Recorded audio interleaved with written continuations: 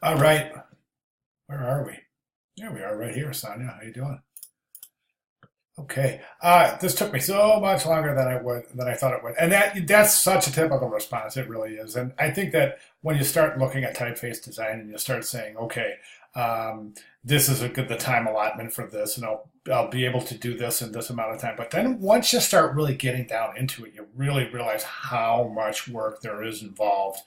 And so, therefore, it's really not surprising when we read of things, we read stories and we read history of typeface design, and we learn that some classic typefaces take years to develop. And, of course, before digital technology, typeface design took much, much, much longer. But even with the advent of digital technology and some of the software associated with typeface design, it takes a tremendous amount of time. Now, I quite often recommend to students, when in your type work and in your project work, really think twice about jumping straight to free font sites and stick with some of the more traditional, well respected and well used typefaces because the character sets are extended.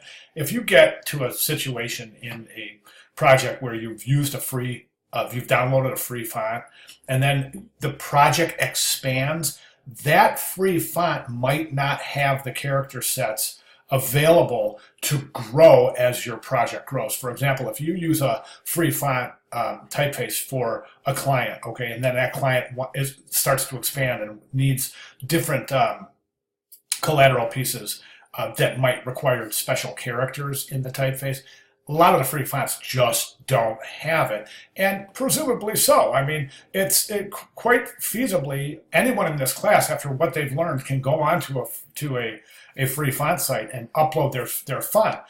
That doesn't mean that it's really applicable to a lot of projects because we have such a limited character set. I hope that makes sense. I think that's worth mentioning. Um, since we're talking about just the amount of work and the time dedication and really the attention to detail it takes to develop a typeface. All right, so good job on your synopsis. Good job reminding us of the summary of your story, and then you talk about the consistency or their lack of, but purposely imperfect.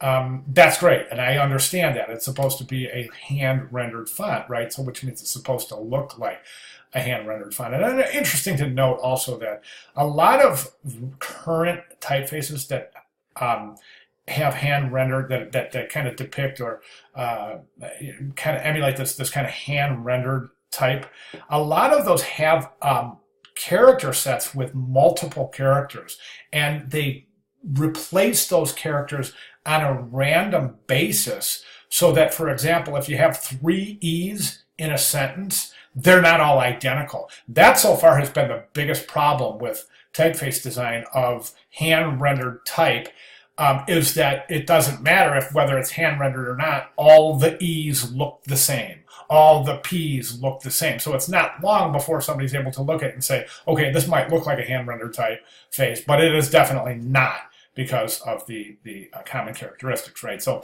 a lot of algorithms now in typeface design software allow for that. So in other words, you would design 3 or 4 lowercase e's, and the typeface would generate randomly placement of those e's so that um, it wouldn't appear to be it would appear to be fully hand rendered. Okay, off on a tangent. Sorry about that.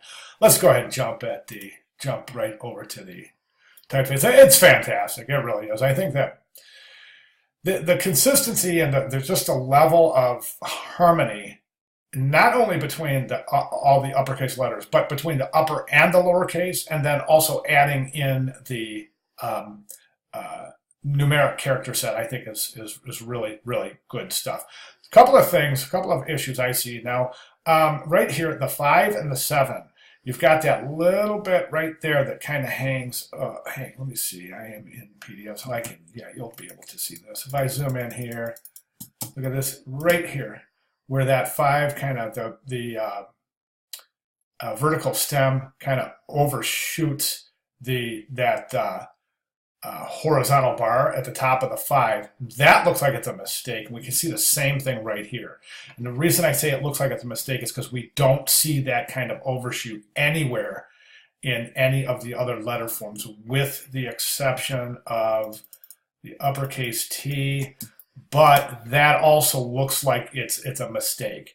You want to definitely take care of things like that because you don't want them to appear to be a mistake. That little bump in the top of that T, that I would recommend that you edit that out.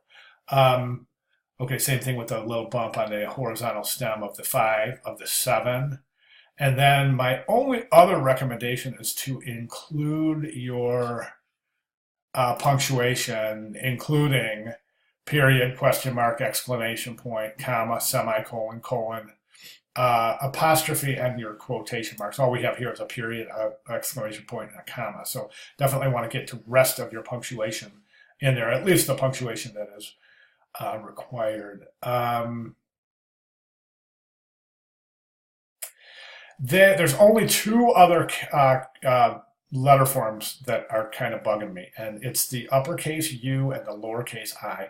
And the reason is because it's not following the same stress that we see in the rest of the typeface. The stress is basically the angle of the type. So we can see, and I know it's not perfectly consistent because it's supposed to be a hand-rendered typeface, right? But we can see this angle. You know, this angle is used over and over really consistently.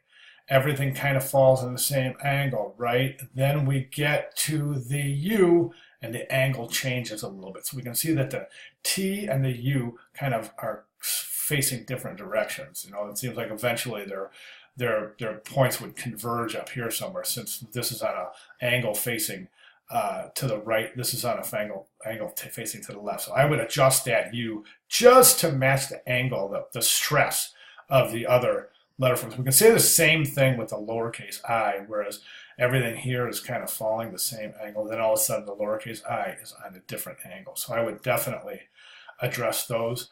Other than that, you're looking really fantastic. So those are my only recommendations. So let's go ahead and address those for your final submission. And if you have any questions, comments, concerns at all, please let me know. I'll be glad to clarify. Thank you very much.